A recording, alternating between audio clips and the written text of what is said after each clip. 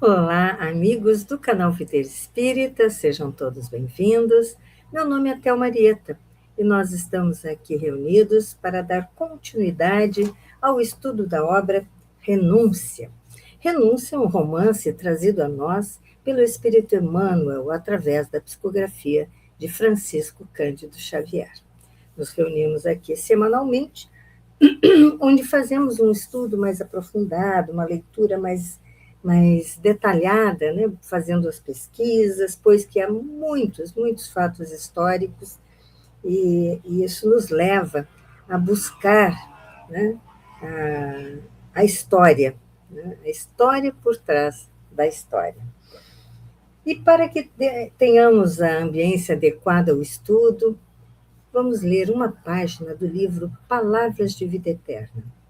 Palavras de Vida Eterna foi trazida a nós também pelo Espírito Emmanuel através da psicografia de Francisco Cândido Xavier.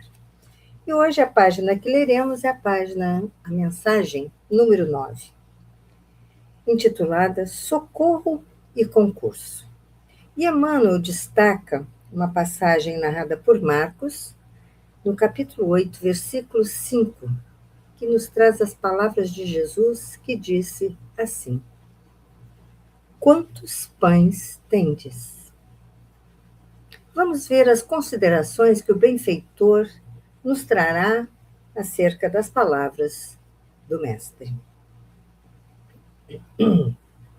Observemos que o Senhor, diante da multidão faminta, não pergunta aos companheiros de quantos pães necessitamos, mas sim quantos pães tendes.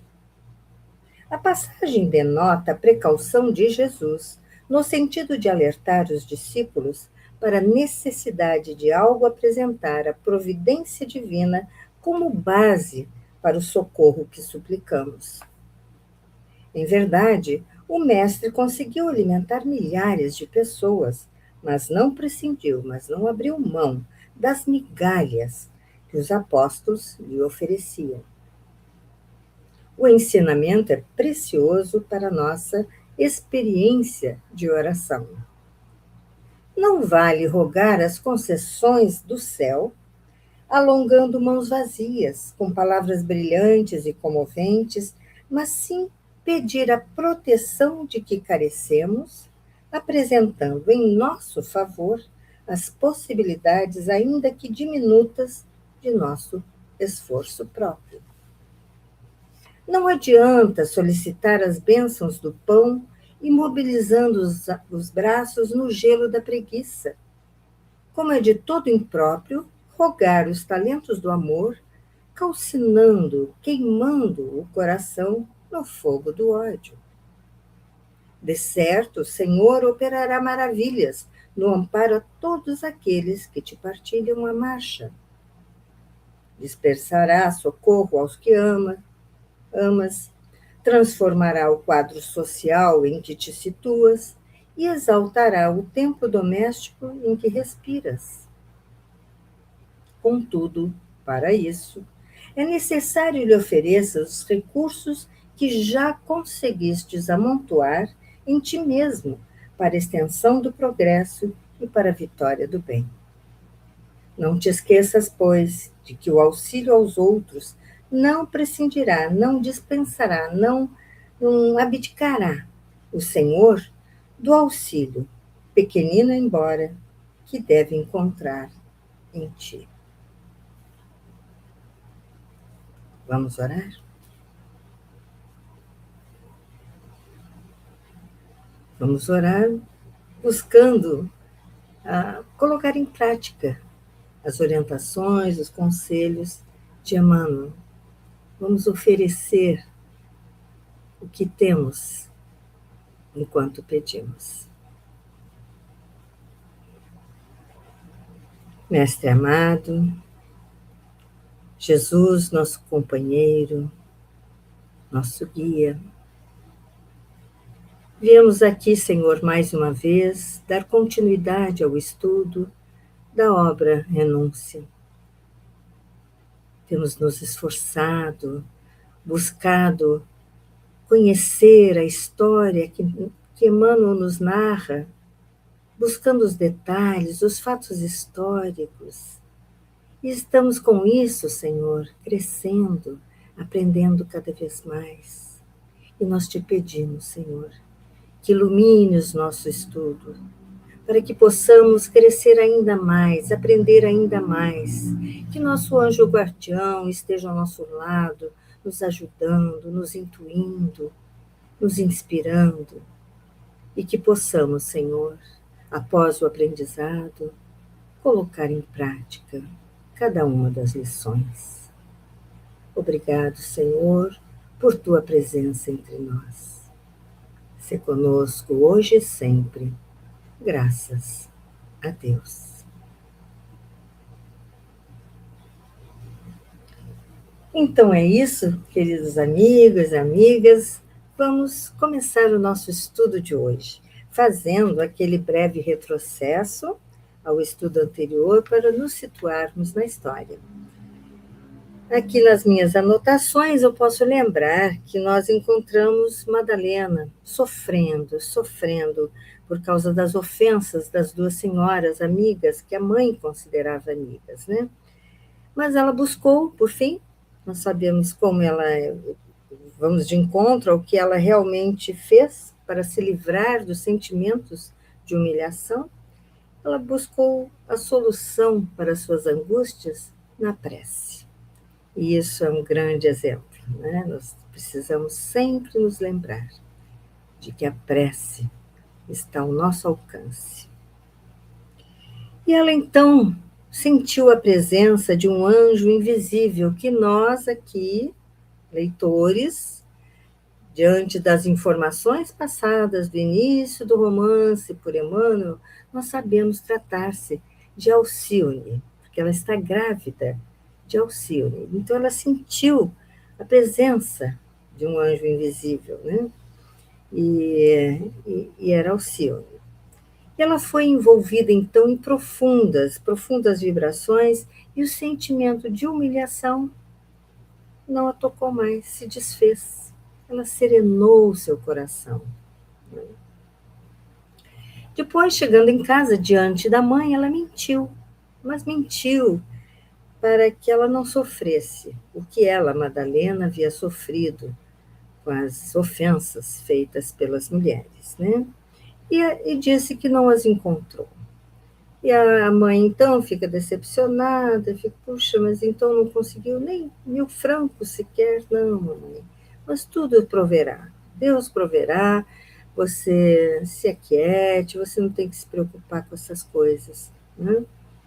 E Jacques de Vaumport, então, chega a Paris e vai visitá-las, né? E percebe que Dona Margarida está vivendo seus últimos dias. E deu então a Madalena 1.500 francos, alegando que ele devia essa quantia a Cirilo. Mas essa foi uma forma delicada que Jacques encontrou para não melindrar, não constranger Madalena, né? Por estar recebendo um dinheiro emprestado ou dado que fosse, né? Mas então ele disse que ele devia esse dinheiro a Cirilo. E Dona Margarida, por fim, e ele adiou ainda a sua ida para Blois. Ele percebeu que as coisas estavam ficando bem sérias, né, e gostaria de estar ali ao lado para poder amparar, para poder ajudar, ser útil, né? Então ele adiou a sua volta para Blois. E Dona Margarida, inspirada pela espiritualidade, deu belíssimos e sábios conselhos a Madalena, né, numa última conversa que teve com a filha. E pediu que caso nascesse uma menina, que Madalena desse a ela o nome de Alcione, em memória à sua mãe, em memória de sua mãe. E entregou a ela um velho crucifixo de madeira, que ela alegava ter secado muitas lágrimas, né?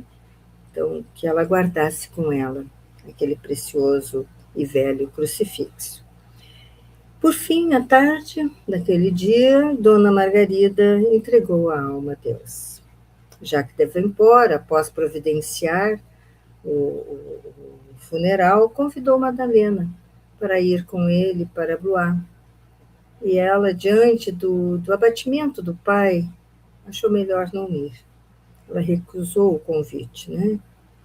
E, e ele, por sua vez, Dom Inácio, após ser consultado se ele gostaria de ir, ele preferiu ficar, querendo encarar a dor de frente logo, enfrentar aquele momento, né, do que ir para Blois, adiar esse confronto com a ausência da esposa e depois ter que voltar e enfrentar, né? Então, que enfrentasse aquilo tudo logo, né, de uma vez.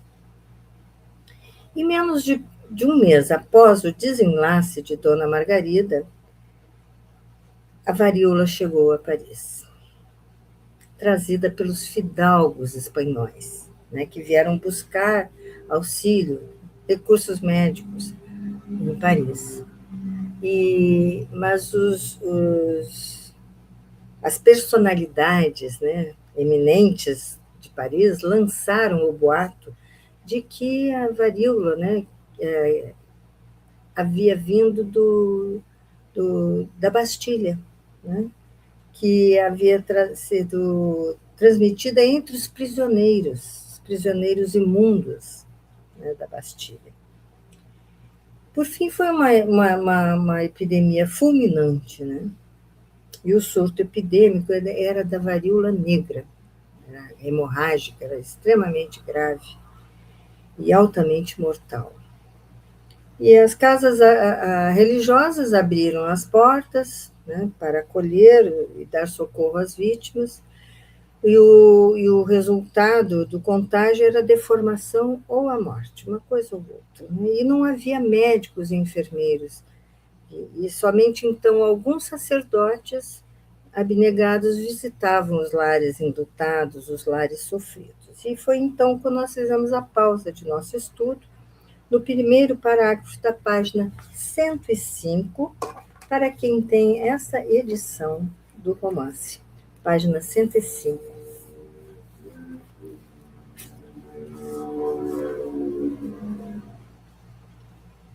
E assim segue a história. Cada casa atingida era marcada com um grande sinal vermelho na porta de entrada, por ordens dos superintendentes do serviço.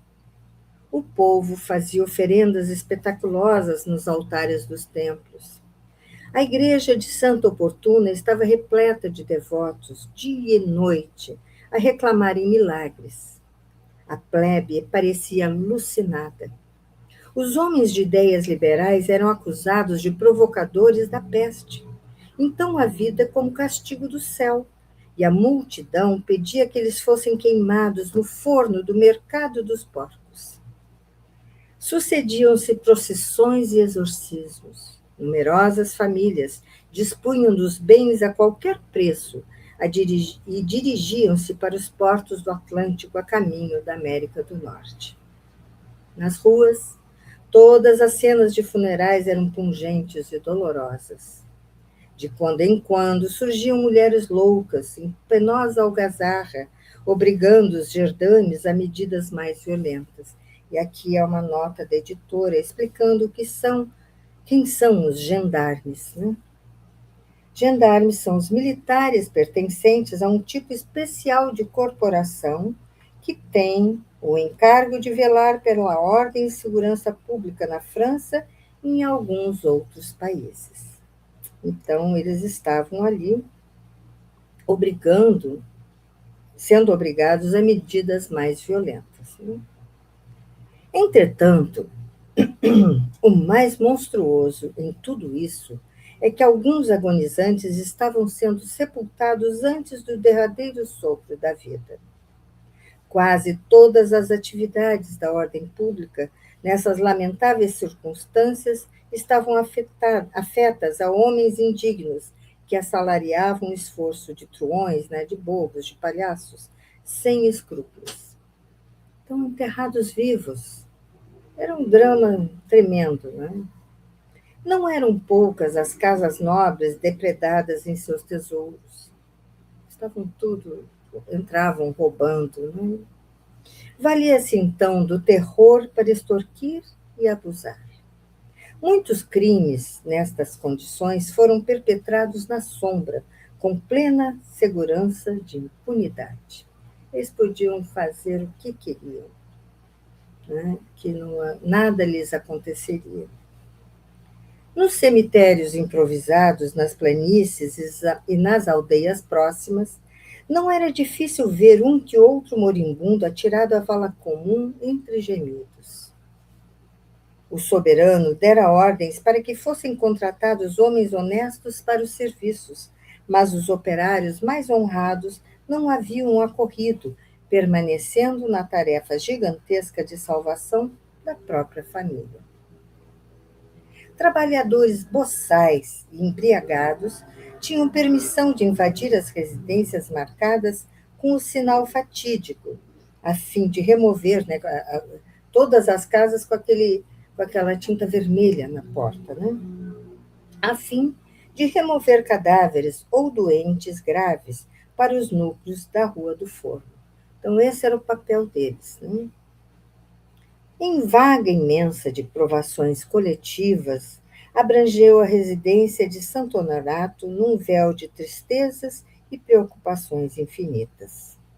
Madalena, mal se refizera do golpe sofrido com a perda de sua mãe, mantinha-se em atitude quase indiferente, incapaz de ponderar, né, incapaz de avaliar a gravidade do perigo que os ameaçava, mas Dom Inácio e Antero estavam aflitíssimos.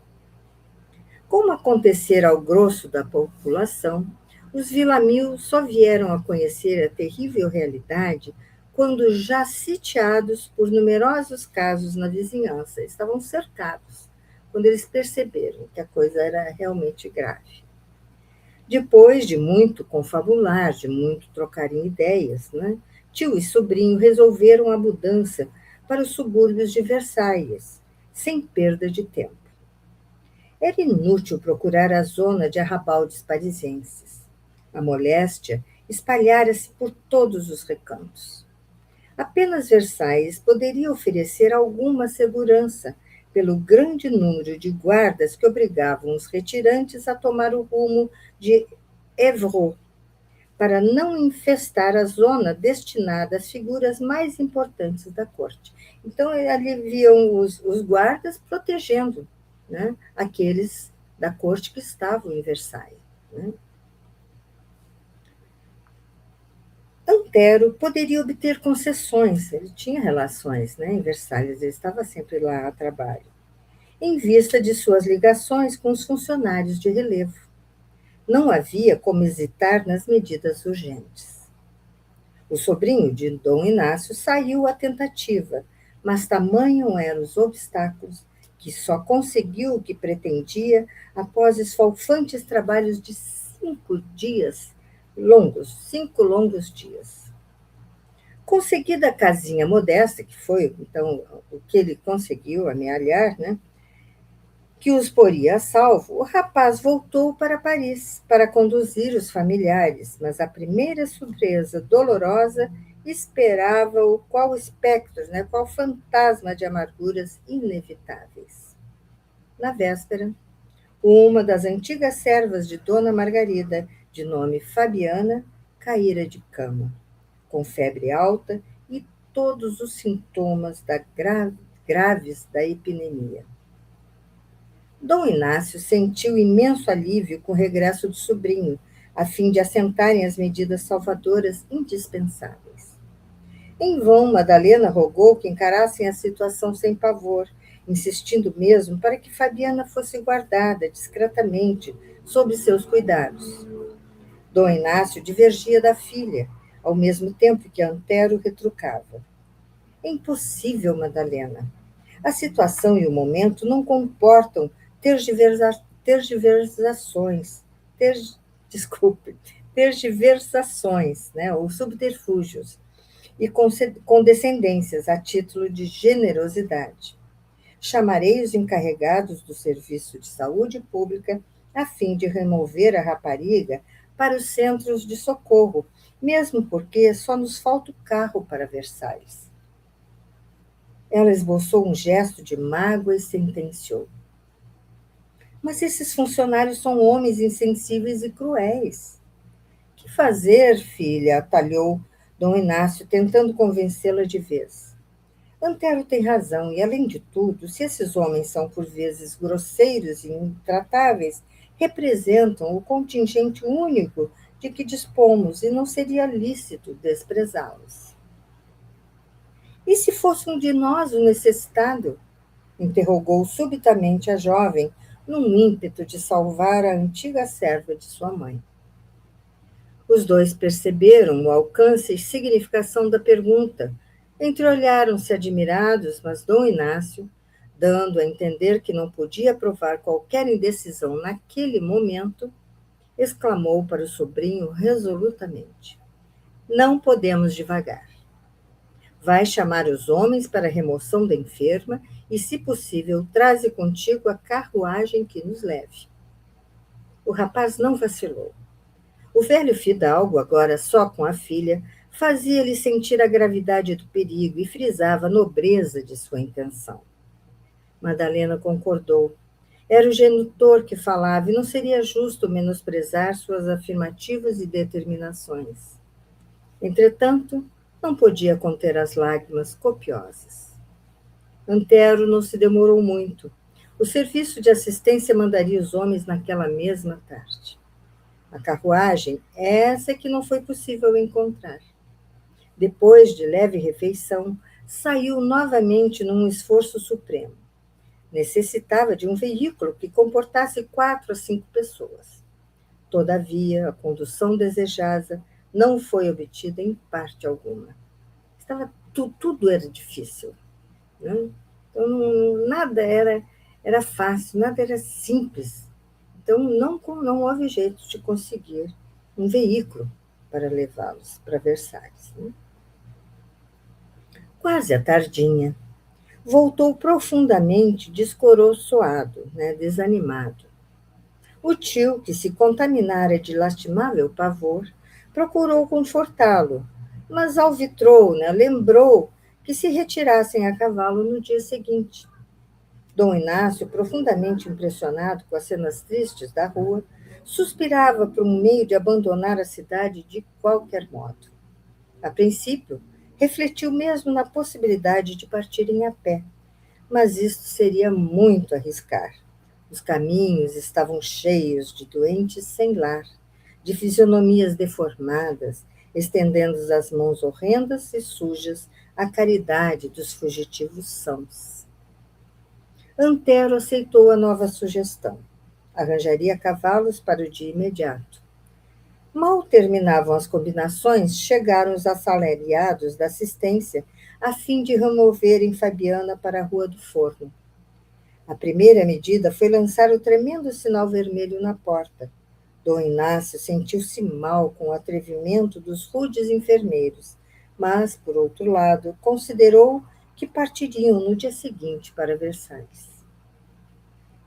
Por que essa identificação na porta quando vamos afastar daqui a única doente? Interrogou Antero, sem disfarçar a contrariedade que o assaltara. Sim, foi-lhe respondido. Retiramos a enferma, mas não sabemos se estamos afastando a enfermidade. Dom Inácio acolheu a resposta ao sobrinho com irreprimível espanto, mas calou-se na suposição de que em breves horas estariam respirando outros ares. Foi muito comovedora a despedida com a esposa de Cirilo e a velha serva, que a havia acalentado quando menina.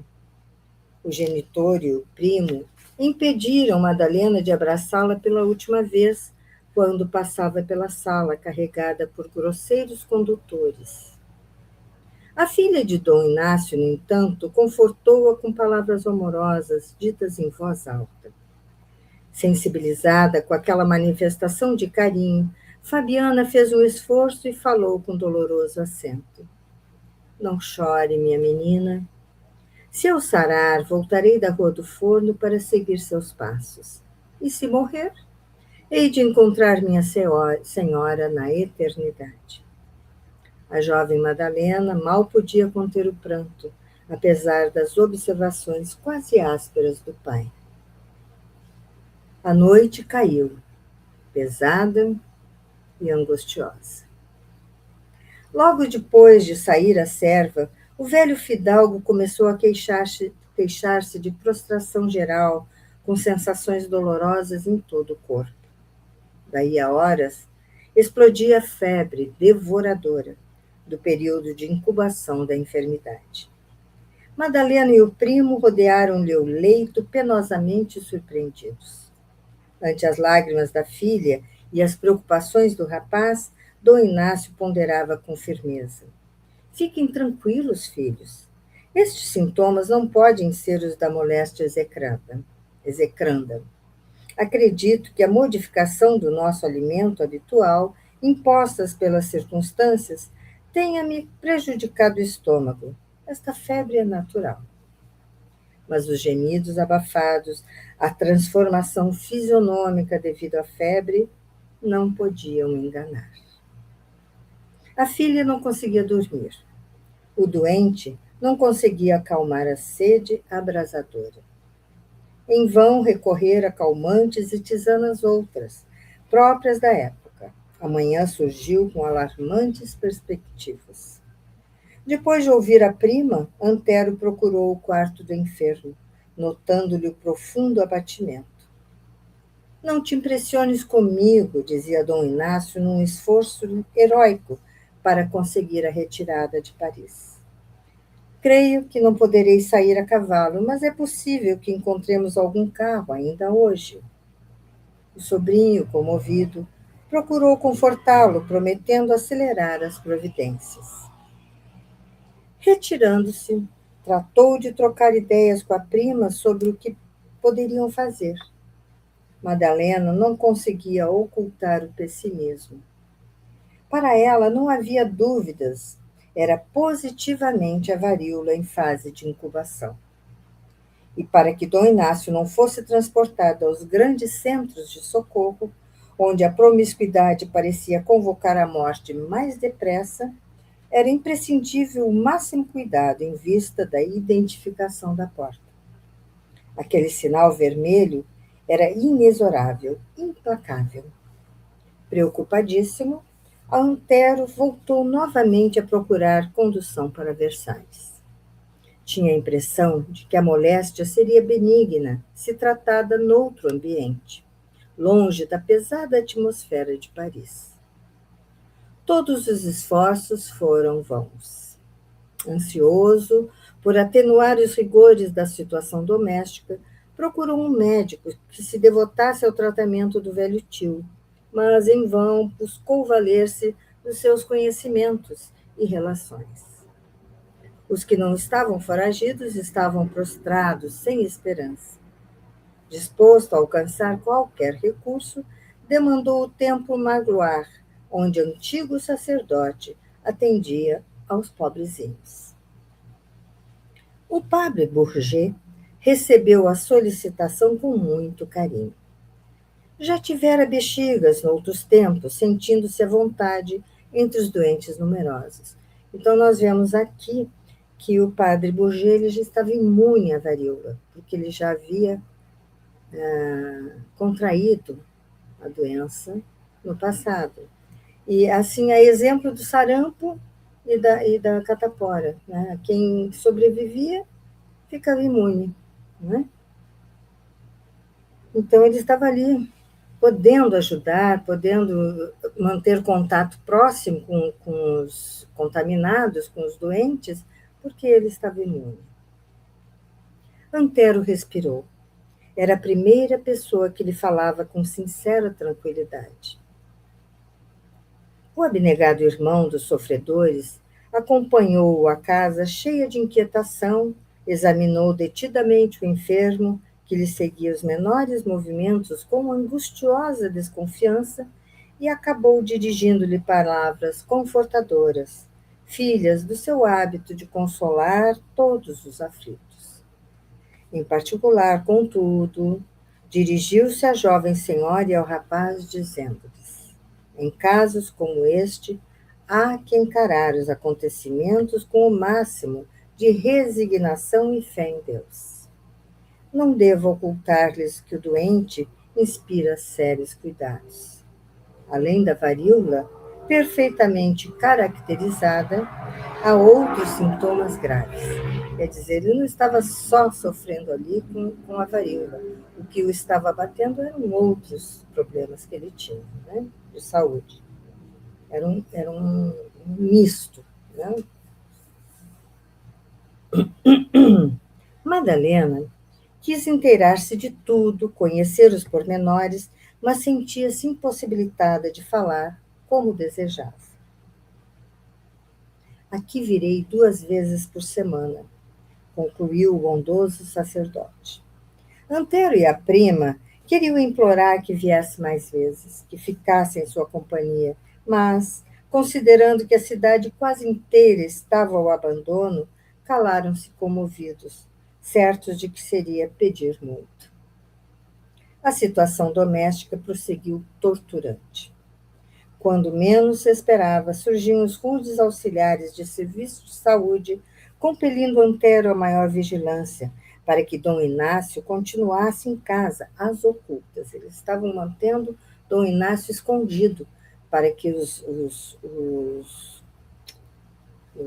funcionários, né, não o encontrassem. Os funcionários da saúde. Né? Desculpem.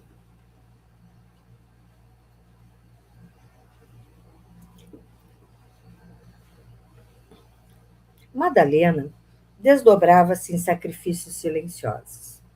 Desvelada e carinhosa, quase não arredava pé do leito do genitor, que piorava a olhos vistos. O velho fidalgo passava longas noites em franco delírio. Tinha frases estranhas, desconexas, induzindo a filha e o sobrinho a graves reflexões. Ao fim de uma semana, caiu a outra serva dos Villamil, e no dia seguinte, o lacaio apresentou os mesmos sintomas. Antero não vacilou e mandou remover ambos. Agora, como acontecia em grande número de casas nobres, ele e a prima eram obrigados a executar os mínimos serviços caseiros. Estavam fazendo todo o serviço doméstico, né? Porque os servos já não estavam ali, em condições. Né? Durante 4 dias, os problemas domésticos foram solucionados satisfatoriamente, apesar dos sacrifícios que se impunham. No quinto dia, porém, Madalena experimentou os primeiros sintomas do mal devastador. Aflitíssima, comunicou ao primo seu penoso mal-estar. O rapaz inquietou-se vivamente. Dispôs o apartamento contíguo ao do enfermo, buscou tranquilizá-la, afiançando que sozinho se incumbiria dos trabalhos da casa. Ela aceitou o oferecimento de olhos molhados. Havia 2 dias que experimentava impressões orgânicas muito angustiosas e desejava repousar. Todavia, abstivera-se de lhe falar a respeito, obediente ao imperativo de suas tarefas pesadíssimas. O rapaz, entretanto, não, não só por cavalheirismo, como pelo muito amor que lhe consagrava, consolou-a com as melhores mostras de carinho que ela levou à conta de fraternidade, sem mácula. Antero, disse preocupada, não ignoramos a gravidade do estado de papai e não sei se chegarei ao mesmo estado. Não te acabrunhes, né? Não te abatas, murmurou o rapaz solícito. Havemos de vencer a batalha. Tenhamos esperança nos dias que hão de vir. Tenho orado com fervor e não perderei a fé em Deus, acentuou a esposa de Cirilo, convicta. A providência divina saberá a razão de novas provas agudas, e somos bastante pequeninos para discutir os desígnios do Pai Celestial. Duas coisas, porém, te peço. Nesse ínterim, a voz se lhe embargara em soluços. Dize, Madalena, que não faria por ti? Exclamou o primo, ansiando por confortá-la com toda a ternura que lhe vibrava na alma. Não me deixes à mercê dos carregadores de doentes, caso a febre me transforme os sentidos, disse comovidamente. Pois ignoro o que seria de mim na confusão das casas de assistência pública. E o outro favor é que mandes um emissário a Blois, chamando o tio Jacques de minha parte. Nunca te levarão para a Rua do Forno, disse o rapaz com firmeza. Ainda que eu também venha a adoecer, haveremos de encontrar um recurso. Quanto ao portador para Blois, é possível que não encontremos um mensageiro que vá e volte a Paris, mas poderei enviar uma carta ao professor Jacques por algum fugitivo conhecido. Madalena enxugou as lágrimas num gesto triste e sentenciou. Deus recompensará teus sacrifícios fraternais. Quanto a despesas, espero que Cirilo regresse da América mais breve do que penso. E então o rapaz cortou-lhe a palavra, murmurando: Não fales em despesas. O dinheiro não deve entrar nos problemas condizentes à nossa paz e saúde. Naquele mesmo dia, Antero de Oviedo encontrou alguém que abandonava a cidade, rumo de Blois, e a carta a Jacques Davenport foi encaminhada com boa remuneração e especial carinho. Daí por diante, o sobrinho de Dom Inácio multiplicou as energias próprias para atender às necessidades dos dois enfermos, que lhe recebiam as demonstrações afetivas com profundo reconhecimento no olhar enternecido. Aqui eu me lembrei de quando Antero, num ato de vingança por causa das coisas duras que o tio lhe disse, tratou de informar um credor do tio, o pior deles, o pior de todos os credores, de que era hora dele cobrar. E esse credor foi à casa e cobrou. E Madalena ouviu tudo, né? Ela estava presente, então autorizou o pai que usasse, como era de 8.000 francos a dívida, e Cirilo havia deixado 10.000 francos, ela autorizou o pai a usar o dinheiro, os 8.000, para quitar a dívida. E que foi um gesto, uma atitude vingativa de Antero. Mas tanto Dona Margarida quanto Dom Inácio eram os pais que ele teve. Então ele tinha carinho por eles. E neste momento, nesta fase da vida em que os problemas se agravaram, que a questão ficou muito séria, me parece, pelo menos aqui, né, que com as suas atitudes ele voltou a olhar o tio como o pai que ele sempre foi, né? E dedicou a ele sinceros cuidados, né?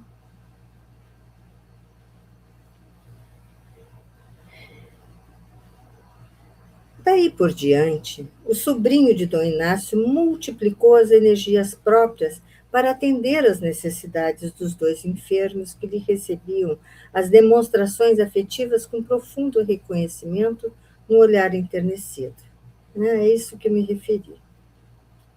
O padre Bourget, em suas visitas periódicas, meneava negativamente a cabeça diante do velho fidalgo, cujo estado se agravava com prenúncios de morte. Na segunda visita a Madalena, o generoso sacerdote chamou o rapaz ao despedir-se e disse: Meu filho, todos os meus deveres nesta calamidade pública têm sido amargos e dolorosos. Eis que devo agora cumprir mais um. Antero fez-se lívido, ficou pálido. Né?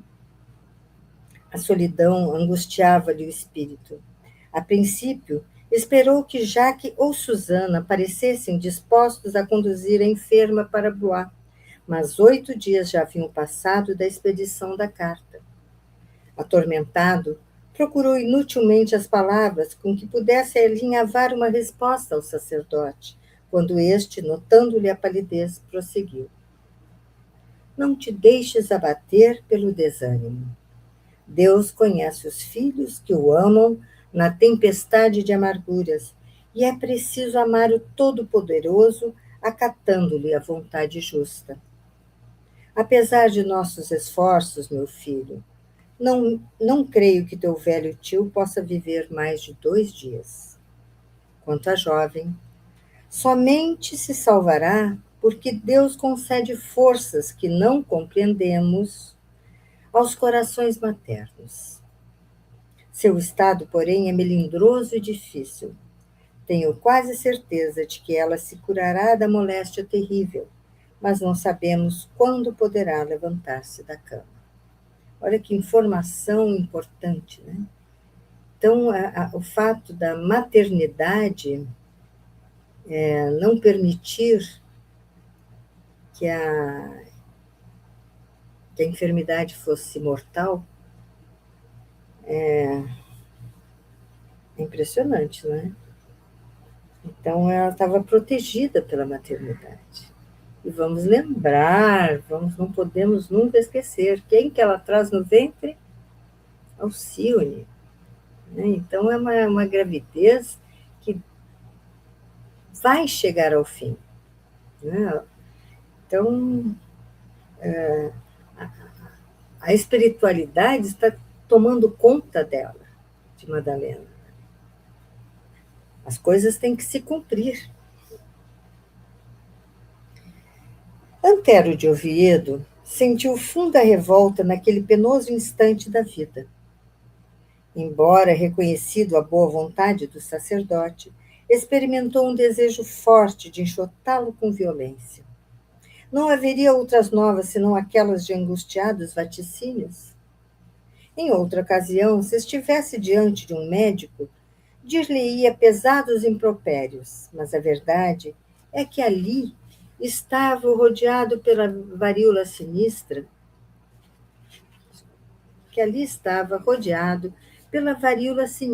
sem amigos, sem ninguém. Mesmo assim, não disfarçou um gesto de profundo rancor e falou revoltado: Está bem, padre Bourget. Fico ciente de que o senhor nada mais tem a fazer aqui. O velho ministro da igreja contemplou o rapaz compadecidamente e saiu. Quando se viu novamente só, o moço espanhol entrou em funda meditação e chorou desesperado. Tinha dinheiro, dispunha de relações prestigiosas. No entanto, via-se privado das coisas mínimas da vida. De um lado, o velho tio, a quem considerava como pai, a franquear os umbrais da morte, sem o conforto de um médico à cabeceira. Do outro lado, a prima muito amada, a eleita da sua juventude, na febre intensa que a fazia delirar, delindo-lhe o coração, né? Abatendo-lhe o coração. Dona Margarida, amiga maternal de sua infância risonha, partira para sempre. Os servos da casa haviam saído um a um aos golpes da impiedosa enfermidade. Dom Inácio estava moribundo, conforme o afirmava o padre Bourget. E se Madalena também partisse para as regiões ignoradas do sepulcro? A esse pensamento, um frio cortante lhe dominou o coração. Ela era sua derradeira esperança. Por que suportar a permanência na França, se não por ela? A Espanha tinha outros muitos encantos que o chamavam com insistência. Entretanto, sentia quase prazer nos trabalhos pesados de Paris e Versalhes, porque isso lhe dava a oportunidade de vê-la todos os dias. Lembram que ele vinha de 3 em 3 dias para casa, né? Não fosse a ternura da mãe adotiva, teria aniquilado Cirilo Davenport antes que ele desposasse Madalena. Tolerara o ato de suas núpcias com o rapaz irlandês, mas nunca renunciaria aos seus propósitos. Por último, perseverava em afrontar a situação perigosa da capital francesa tão somente por seu amor. No íntimo, reconhecia-se capaz de todos os sacrifícios por Dom Inácio. Entretanto, verificava que ainda isso seria por causa de Madalena. Ele só se dedicava, ele se deu conta que ele se dedicava ao tio por causa dela. A ideia de que ela pudesse sucumbir no torvelinho das provações amargas amedrontava-o tenazmente. O coração ferido pelos cuidados, começou a perturbar-lhe os raciocínios. Passou a pensar fortemente na situação de Cirilo. Era possível que o rival nunca mais regressasse da América distante. Se tal acontecesse, consagrar-se-ia ao único tesouro de sua vida. Buscaria cativar a prima pelas maneiras generosas. Acolheria o fruto de seu enlace ao outro com desvelos paternais. Ele estava se imaginando já pai daquela criança, pelo amor que ele tinha por ela, né? Se sujeitando à paternidade de um filho que não era seu, e sim de seu rival. Né? E quem sabe, talvez Madalena lhe reconhecesse a dedicação e cedesse aos seus rogos. Os maus pensamentos rondaram-lhe a mente.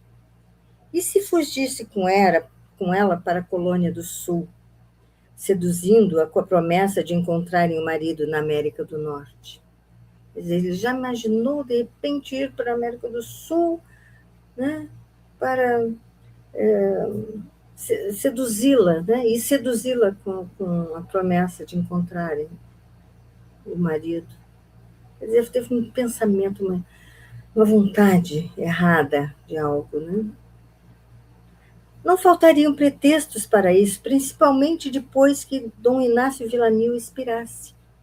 O único empecilho a considerar na realização do execrado projeto seria a presença de Jacques Davenport.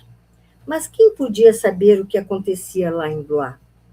Antero de Oviedo passou as mãos pela fronte como se quisesse expulsar os planos criminosos que o assediavam. Diariamente, quase, atendia os carregadores de variolosos, que vinham à cata de informações atraídos pelo sinal fatídico, né, pela pintura vermelha na porta. Aqui não há mais enfermos, declarava invariavelmente. Certa ocasião, todavia, um deles interrogou: por que então temem permanecer numa casa tão triste? Tenho razões para proceder assim, sentenciou sem dar-se por achado. As lutas prosseguiam acesas, mas na segunda noite, após as declarações do padre Bourget, Antero tinha confirmado os dolorosos prognósticos. Corrido o dia de longos sofrimentos, o velho tio caiu em funda prostração, agonizando aos poucos. De quando em quando, Antero corria ao quarto de Madalena e voltava para junto do moribundo, que ao romper d'alva entregou a alma ao Criador. Absolutamente só, Antero tomou as providências imediatas, aguardando o clarear do dia para atender às outras que se tornavam imprescindíveis. Doloroso pensamento acudiu-lhe ao cérebro cansado. Deixaria Madalena sozinha, febril, quase inconsciente de si própria? E os enfermeiros abomináveis? Consolou-se com a ideia de que sempre vinham à tarde e que sairia a providenciar sepultura mais ou menos condigna para Dom Inácio pela manhã, no cemitério dos Inocentes. Deixaria a porta bem fechada, tomaria providências à pressa e antes do crepúsculo tudo estaria liquidado para que continuasse enfrentando a nova fase da penosa situação. Mergulhado nessas dolorosas cogitações, Antero repousou alguns minutos. A carta do sobrinho de Dom Inácio chegou às mãos do destinatário em Blois 3 dias depois de escrita. O boníssimo educador alarmou-se, embora estivesse igualmente de cama, atacado pela mesma enfermidade. Então, vemos aqui que tio Jacques estava com a varíola, não é? Vamos lá. Atacado pela mesma enfermidade, posto que de forma assaz benigna, então não era, né? A varíola não era aquela hemorrágica, era mais leve, mais branda. Impossibilitado de atender ao chamado, consultou Susana a propósito, e a jovem acedeu corajosamente. Logo que o senhor esteja melhor, disse resoluta, irei a Paris para atender as ocorrências. Mas não tens qualquer receio? Perguntou o genitor bondosamente. Porque, nesta hipótese, poderá enviar algum amigo daqui já provado pela moléstia e indene de contágio. Né? Podia mandar alguém que já teve a varíola, né, e que estaria imune. Não, meu pai, insistiu a jovem, afetando generosidade. Estes casos devem ser resolvidos pelos próprios parentes. Levarei Pierre comigo, e é quanto basta. Nossa vizinha conhece remédios preventivos de primeira ordem e não devo temer.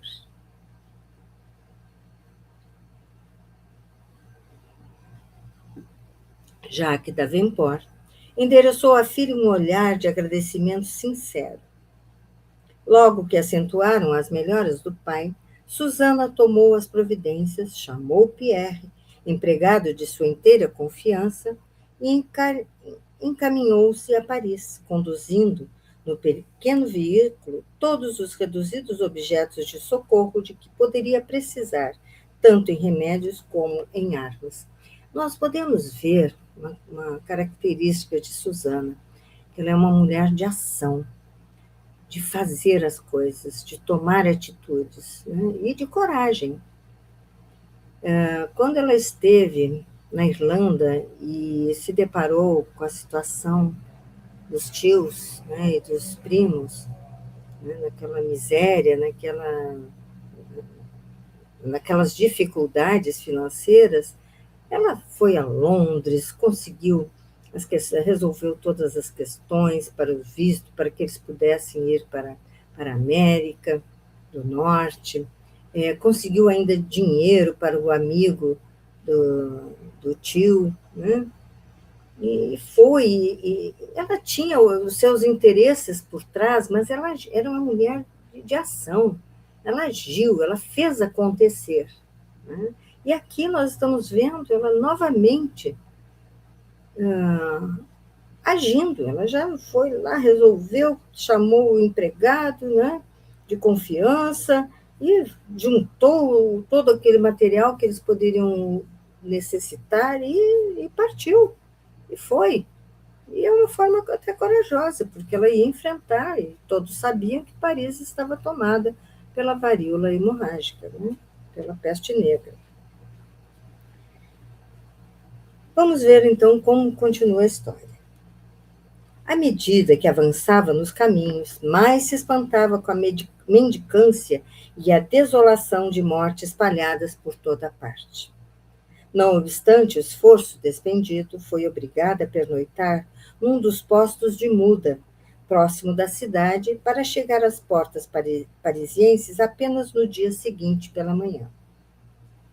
Em frente à casa dos Villamil, em Santo Honorato, Susana entregou as rédeas ao companheiro e encaminhou-se à porta assinalada, algo comovida. Bateu inutilmente. O que teria acontecido? Forcejou em vão a porta, que parecia hermeticamente fechada. Não se conformou com isso. Deu alguns passos, buscando o ângulo lateral da casa, que dava para o jardim. Preocupada, empregou toda a força na janela mais próxima, até que esta cedeu, oferecendo fácil passagem. Logo de entrada, pareceu-lhe tudo deserto e tomou-se de assombro, embora a coragem de que dava testemunho. Conhecia o perigo que enfrentava, mas não vacilou. Depois de alguns passos, entrou no quarto onde o cadáver do velho fidalgo jazia deformado sobre o leito. Não pôde evitar um gesto de espanto. Tinha a impressão de haver ingressado num túmulo. Conteve as emoções mais fortes e avançou para o quarto contíguo, ocupado por Madalena. A situação da esposa de Cirilo impressionou-a fundamente. A filha de Dom Inácio repousava num sono cheio de abatimento singular. Não obstante a fase eruptiva, quando se atenuam os dolorosos fenômenos do período de incubação, Madalena Villamil estava prostradíssima, sob a pressão de altíssima febre. As moscas terríveis pousavam-lhe no rosto lacerado.